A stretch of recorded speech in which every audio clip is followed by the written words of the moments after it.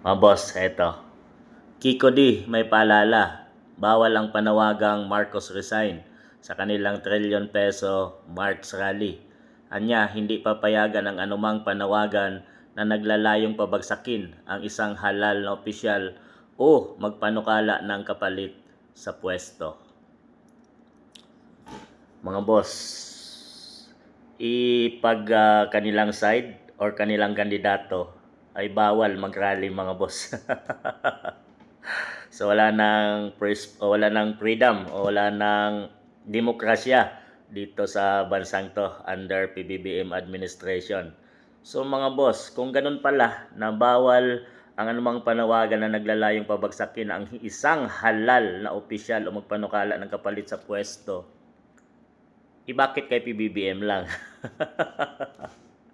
Bakit kay PBBM bawal? Pero kay BP Inday Sara, todo yung banat nyo, todo yung sampan ng kaso, todo ng impeachment trial walang katapusan at may mga nagrarally pa.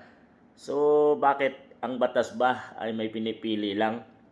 Dalawa sila na pinakamataas na mayroong katungkulan sa ating bansang Pilipinas. So dapat kung halal pala ay bawal na pabagsakin, dapat pantay ang lahat mga boss, mula sa presidente, vice president, congressman, senador, mayor, so hanggang doon mga boss.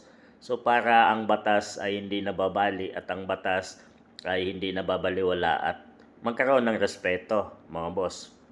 Hindi sa kung sino lang ang may pinapaboran ang batas ng ating bansang Pilipinas. Bakit kaliwat kanan ang ginagawa ninyong pagrarally, pagsampa ng kaso para pabagsakin ang si BP Inday Sara Duterte? Yun nga ang kanilang motibo mga boss ay talagang halata naman kahit di nila sabihin at di man nila aminin. Alam na ng taong bayan na ang kanilang motibo ay para sa 2028 election. Kasi si BP Inday Sara ay ang kanilang pinakamatinik na kalaban mga boss. At yun talaga ang kanilang hadlang dahil si BP Inday Sara ay talagang sinisigaw ng taong bayan. Alam nyo bakit mga boss? Dahil nakikita ng tao na hindi siya namumulitika kahit pa binabatikos na siya at talagang lubog na sa mga paninira ng mga kalaban niya mga boss. At hindi na nga nakapagtimpi si BP Inday ay talagang nagsalita na siya na tatakbo sa 2028 election.